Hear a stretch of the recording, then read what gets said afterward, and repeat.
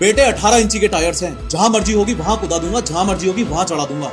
ये वाली मानसिकता थार वालों को इस भ्रम में डाल देती है जैसे वो जीटी और वाई सिटी खेल रहे हैं। क्या होंडा सिटी और वरना में अगर तुम क्रिमिनल माइंडसेट के बंदे को बिठा भी दोगे तो कहीं ना कहीं उसके दिमाग में ये डर हमेशा बैठा रहेगा कि अगर मैंने गलती की और पुलिस पीछे पड़ गई या पब्लिक ने घेर लिया तो मैं भागूंगा कहां, सड़क ब्लॉक्ड हुई तो आप फंस जाओगे, डिवाइडर ऊंचा है, गाड़ी आपकी क्रॉस कर नहीं पाएगी। तो ये फंसने का डर एक हरामजादे को भी शरीफ बना के रखता है। लेकिन थार या बुलेट वाले का दिमाग अलग कैलकुलेशंस करता है। थार वाले को पता है अगर जाम लगा मैं डिवाइडर पर चढ़ा दूंगा, अगर पुलिस ने रोड ब्लॉक की मैं कच्चे रास्ते से खेत में गाड़ी कुदा के वहां से निकल जाऊंगा। तीसरा इंपॉर्टेंट फैक्टर है द आयरन मैन इफेक्ट, यानी कि मुझे कुछ नहीं होगा वाली फीलिंग। 200 केजी की बुलेट पर चलता हुआ आदमी कॉन्स्टेंटली ये फील करता है कि देख मैं तो लोहे पे हूँ, मैंने तो कवच पहन लिया है, अब सामने जो 100 केजी की स्कूटी पे आ रहा है वो अपना देख ले, वो ब्रेक मारेगा मैं नहीं मारूंगा। एक नॉर्मल वैगनर वाले को सामने से आती हुई थार दिखाई देगी तो उसका दिमाग कहेगा कि ठुकी तो मैं गया, लेकिन सामने से आने वाली थार वाले का दिमाग कहेगा कि अगर ठुकी तो सामने वाला गया। जब डर खत्म हो जाता है तो इंसान ऑटोमेटिकली लापरवाह और एग्रेसिव हो जाता है, उसमें दबंगई आने लगती है और ये दबंगई ताकत की नहीं, ये दबंगई सेफ्टी की है। चौथा इंपॉर्टेंट फैक्टर है the raw power feedback effect. जंगल का रूल सिंपल है, जो सबसे ज्यादा शोर करता है जैसे शेर राज उसी का होता है। छोटे जानवर चुपचाप निकलते हैं ताकि उन्हें कोई खा ना जाए। बुलेट और थार का शोर ड्राइवर को फील कराता है कि वो शिकारी है और बाकी शांत गाड़ी वाले शिकार हैं। सोचो आप एक इलेक्ट्रिक कार या स्कूटी चला रहे हो, वो बिल्कुल साइलेंट है, आप हॉर्न बजाते हो, पीप पीप, लोग मुड़ के तक भी नहीं देखते। वहां आपको फील आता है कि यार आप रोड पे एग्जिस्ट ही नहीं करते। लेकिन बुलेट का साइलेंसर मॉडिफाई करवाने के बाद जो कि इलीगल है, उस बुलेट का डुक डुक या थार के इंजन की आवाज और वाइब्रेशन, इन व्हीकल्स के हॉर्न की आवाज, वो कोई आम आवाज नहीं है। साइकोलॉजी में इसे सोनिक डोमिनेंस कहते हैं, मतलब मेरी आवाज जहां तक जा रही है वहां तक मेरा इलाका है वाली मानसिकता। जब ट्रैफिक लाइट पर एक मॉडिफाइड साइलेंसर वाली बुलेट स्टार्ट होती है तो आसपास की 3 गाड़ियों के शीशों में फील आने लगता है। वो वाइब्रेशन ड्राइवर के हाथों में और छाती में फील होती है। ये फीडबैक दिमाग को सिग्नल भेजता है भाई तो किसी मशीन पे नहीं, किसी जिंदा जानवर पे बैठा है। इसलिए थार बुलेट वाले अननेसेसरी रेस देते हैं। वो तेल नहीं फूक रहे, वो अपने आसपास वालों को चेतावनी दे रहे हैं कि मैं आ गया हूँ, साइड हो जाओ। उनके लिए शांत गाड़ी चलाना मतलब कमजोर होने की निशानी है। पांचवा और मोस्ट इंपोर्टेंट फैक्टर जो मुझे लगता है वो है द एफर्टलेस इन्वेस्टमेंट इफेक्ट, यानी कि मुफ्त का चंदन जिस मेरे नंदन सिंड्रोम के जो लोग शिकार हैं। साइकोलॉजी का एक रूल है, we value what we struggle for. हम उस चीज की कदर करते हैं जिसके लिए हमने मेहनत की है। जब पैसा पसीने का नहीं बल्कि दादा परदादा की जमीन बेचने से आता है तो उस पैसे की वैल्यूएशन दिमाग में ऑलमोस्ट जीरो होती है। दादा लाई जमीन बेच के कोई व्हीकल खरीदना वर्सेस 5 साल कॉर्पोरेट में घिसा घिसा के ईएमआई पर गाड़ी लेना,